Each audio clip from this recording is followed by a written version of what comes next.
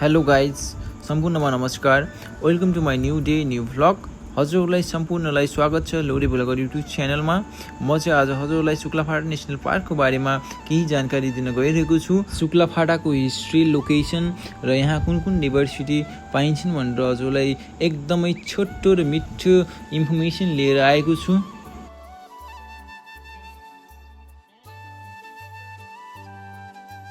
सुक्लाफाटा national park Sudurpashchim प्रदेश कञ्चनपुर जिल्लामा पर्छ। यसको क्षेत्रफल 305 वर्ग किलोमिटर रहेको छ।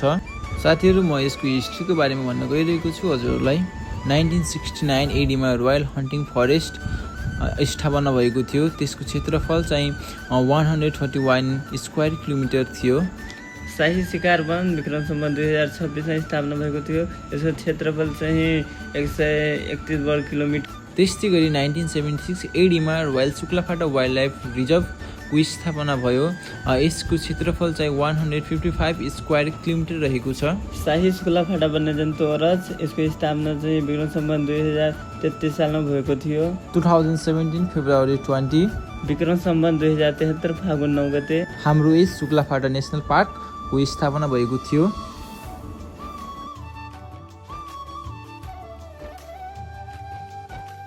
अहिले चाहिँ यो हात्ती भर्खर आएर रुखसुख भाँचेर गएको छ अरे। रुख कहाँ हात्तीको दाइ हो? काटेको हो त।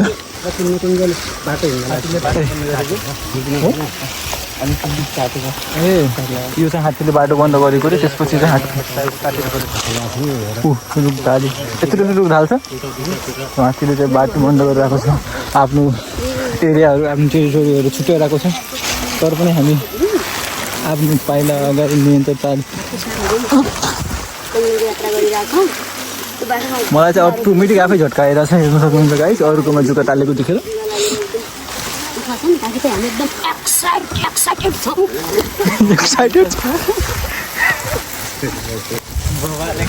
तर हजुर जतिको एक्साइटेड मान्छे मैले अझसम्म कसैलाई पनि देखेको छैन नि। किन हजुर यति धेरै एक्साइटेड भइराख्नु भएको छ? केही रिजन छ? मलाई देखेर हो रे? मलाई किन यस्तो यार? मलाई यहाँ झट्का दिइरहेको छ कि यसरी ट्याप्प टिपेर खाइहाल्नुपर्छ अरे क्या। जङ्गलमा खाइहाल्नुपर्छ अरे।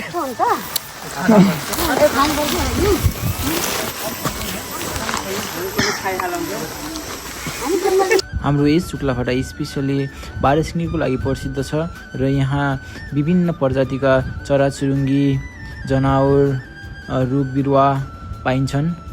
हामीले यहाँ बारसिङी एकदमै ठुलो सङ्ख्यामा देख्न पाउँछौँ र बाघ, भालु, जरायो, गैडा, हात्ती सजिलै तरिकाले देख्न पाइन्छौँ।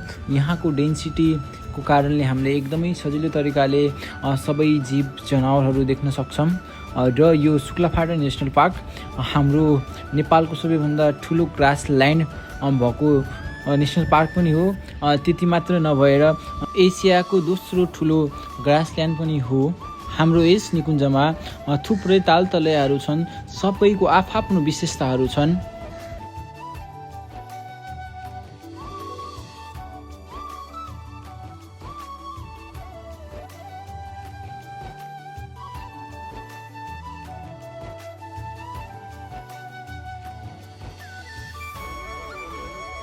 हाम्रो यहाँ यो सुक्लाफाटा राष्ट्रिय निकुञ्जमा साल वन त्यो चाहिँ सबभन्दा बढी पाइन्छ। अनि त्यस्तै गरी मिश्रित वन, अनि नदी तटीय वन, सिमसार क्षेत्रहरू, घाँसे मैदान पनि पाइन्छ, जो चाहिँ नेपालको सबभन्दा ठुलो घाँसे मैदान पनि हो। हाम्रो यस सुक्लाफाटामा विशेष गरी बारसिङे, हात्ती, गैडा, बाघ हेर्न पर्यटकहरू आउनुहुन्छ। पछिल्लो समय हाम्रो यस सुक्लाफाटा बर्ड वाचिङको लागि पनि एकदमै राम्रो मानिरहेको छ। हाम्रो यहाँ इन्टरनेसनल र डोमेस्टिक टुरिस्टहरू आउनुहुन्छ र उहाँहरू खुसी भएर जानुहुन्छ। यहाँ सजिलै तरिकाले बाघ, भालु, चितुवा, हात्ती देख्नुहुन्छ र विभिन्न किसिमका विभिन्न प्रजातिका रुख, चराचुरुङ्गी सजिलै तरिकाले देख्न सक्नुहुन्छ। भित्र छिर्यो होला। छिर्यो होला। त्यस्तो गाह्रो भएको त्यस्तो भन्नु।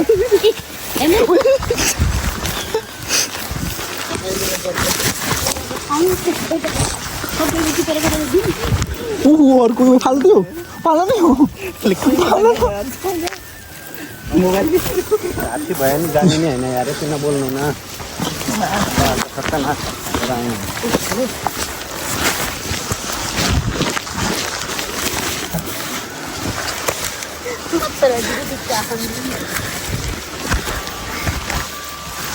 जुगा भेट्टायो भने के गर्नु म तपाईँले देखाउँछु है यहाँ हेर्नु खुट्टा छिरिरहेको छ नि खुट्टाभरि यता नि छ यता रोक्नु रोक्नु म टिपिदिन्छु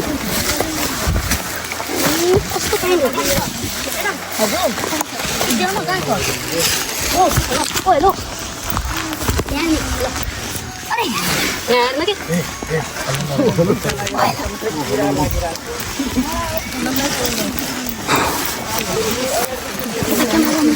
ओ यसलाई जुगा भन्छन् होइन अनि यसलाई चाहिँ के गर्ने भने यसरी टिप्ने यो टिपिसकेपछि यो एकदम हुन्छ अनि टिप्ने अनि यहाँ हेर्नु त्यो हातमा आयो नि यसलाई चाहिँ यसरी निमोट्ने यसलाई निमोटिसकेपछि अनि यसलाई चाहिँ सुर्ती हुन्छ नि सुर्ती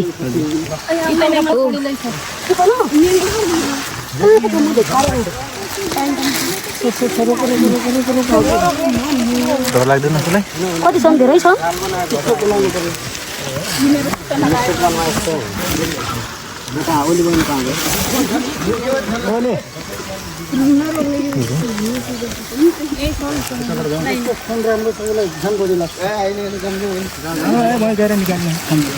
डर लाग्दैन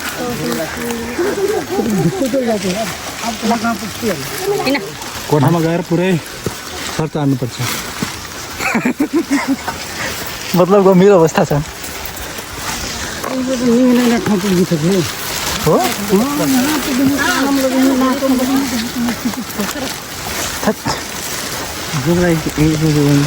टोपीमा पनि छ तिम्रो लिच लिच लिच हेर भाइ हेर यो एरियामा हात्ती एकदम छ भन्ने टोपीमा छ हजुरको टोपीमा टोपीमा साँच्ची हो हातमा लागेर मेरो छिटो के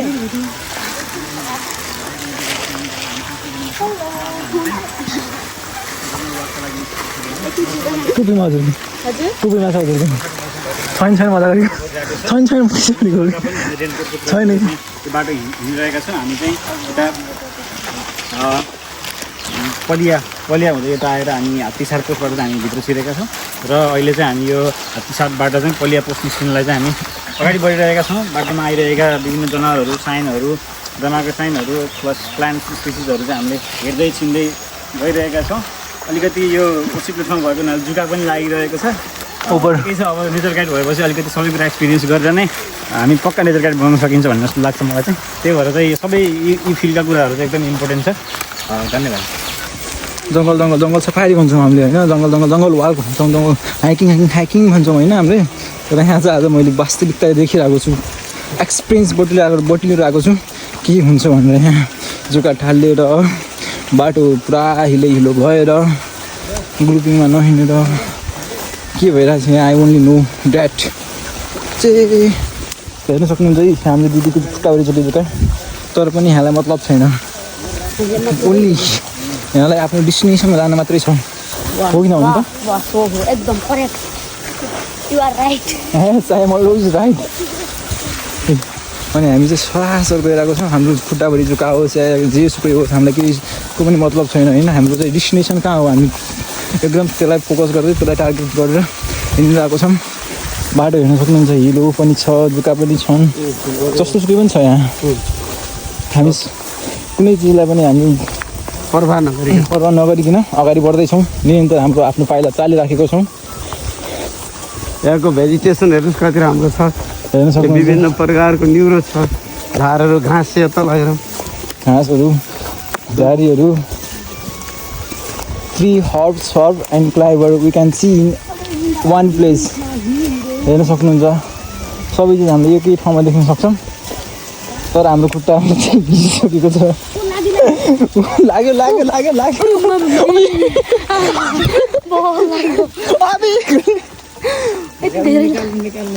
यति धेरै लाग्यो हो कि अरे समातिन त ए समातिन त तान्नुहोस् अब मैले दुआ हाल्छु जुकासँग लड्न तयार छु जुकासँग लड्न तयार हुनुहुन्छ छिटो तान्नुहोस् छिटो अपो हेर 2 3 भयो के भयो अरूलाई भन्दा भन्दै आफ्नै खुट्टामा यत्रो छ यार टोक्यो छिटो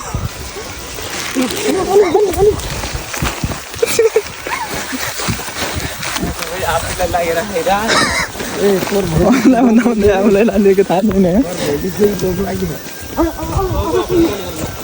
सर अब कति टाढोसम्म छ यस्तो बाटो 10 किलोमिटर अझै 10 किलोमिटर यस्तै जुका लाग्ने बाटो 10 kilometre oh my god how can you survive how can work सम्झिँदा पनि आँगै चिङ्ग भइरहेछ होइन मलाई टोक्यो यार जस्तो लाग्यो खै ल सरको माथि यु ल हेर्नु सक्नुहुन्छ यहाँ माथि अब दिस इज द यो हो कि ऊ पछाडि पनि छ सर एउटा पछाडि पनि छ यहाँ त गाह्रै छ गाइस एउटा हो हिँड्नु भएको म त एक पनि नरोकेर हिँड्नु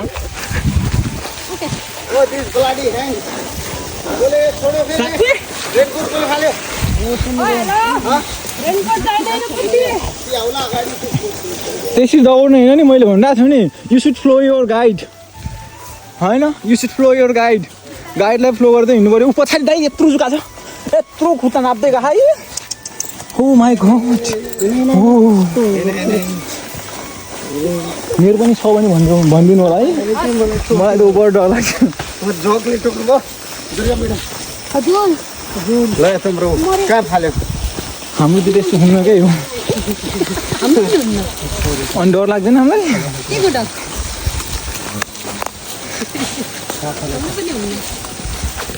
सर ओ हजुर सर अघि मैले हजुर भनेको थिएँ नि तपाईँले मजाक भन्नुभएको थियो यहाँ ध्यान त फला हो यसलाई अघि पनि बाटो भनेको यो केलाई के भन्छन् भनेको त्यही भएर यो अब 1-2 महिना रहेछ त्यसै रहँदैन के भन्छन् त यसलाई वाट यु कल लेमन जस्तो हो कि उसको बिग लेमन लेमनै हो बिग लेमन जङ्गल लेमन के भन्छ वाट यु कल सुको जङ्गली लेमन ए भैया एउटा ए बाहिर निकल्न डक्टर लैजा बाहिर अहिले यहाँ देखियो सिधै बाहिर निकाल्दै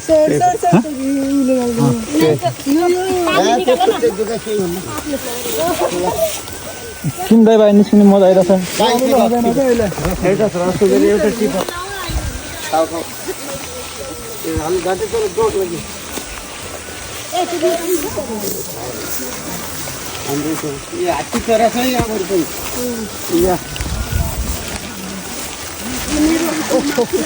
चल्छ हिँडेर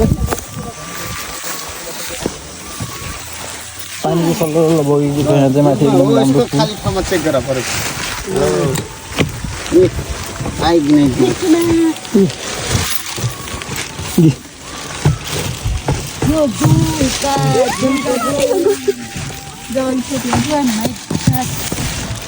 तपाईँलाई मैले क्रिम दिएँ आफै लगाउनु बिर्सेर तर मलाई त टोक्यो मेरो खानेको तर्फ मैले खानु पर्यो ओके ठिक छ क्रिमले झर्ने त रहेछ वा झर्ने रहेछ क्रिमले झर्छ नि त्यो अर्को बहिनीसँग पनि खेल्छ खुट्टा भित्रबाट आइरहेछ यार जुत्ता भित्रबाट आइरहेछ ये आएर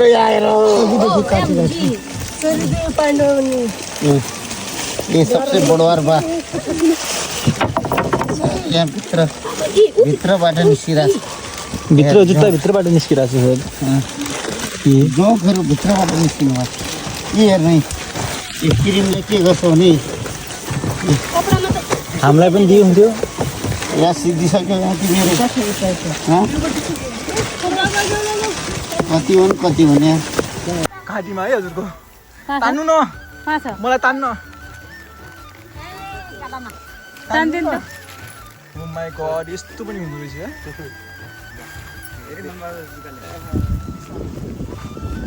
फाइनली गाइस हामी चाहिँ पुगिसक्यौँ हाम्रो